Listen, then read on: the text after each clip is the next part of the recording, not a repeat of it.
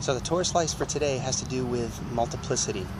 And what does multiplicity have to do with anything? It's actually a principle that God lays down in these early verses and chapters of the Bible to give us an indication of a pattern that repeats itself throughout Scripture.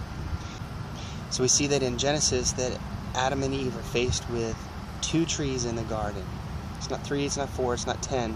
It's 2 trees. Obviously there were thousands of other trees in the garden, but God is trying to teach us a principle here with 2 trees. One is the tree of life, and one is the tree of knowledge of good and evil. And these 2 trees have a significant role, obviously not only in their own world, but in ours. There's a principle that's being laid down here with 2, though. All of creation starts with 2. In fact, this Hebraic concept goes all the way back to the very first word, in fact, the very first letter of the first word of the Bible. It's the equivalent of the English letter B, and B being the second letter of the alphabet. It indicates division. God is one, and God is one whole, and totally self-sufficient and unified and in need of nothing else. And yet creation is something distinct from God. It's still something that He's a part of, but it's distinct from Him, so now there's this division. There's more than one thing. There's 2 things. There's creation and there's God, and creation stands apart from God, distinct from Him, yet He still obviously maintains it.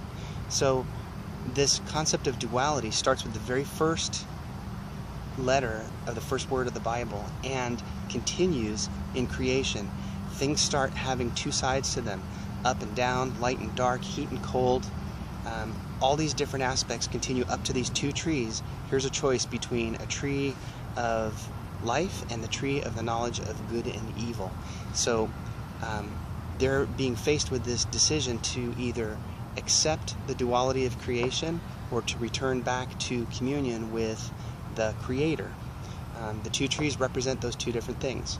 The tree of life represents communion with God, and the tree of the knowledge of good and evil represents self-awareness, the knowledge of good and evil. Self-awareness is everything that distracts us from focusing on God, and that choice faces them as it faces us. And I'll talk more about that in another video when we say what's the significance of them eating from the tree of the knowledge of good and evil. So that's your slice of Torah pie for today. We'll see you next time.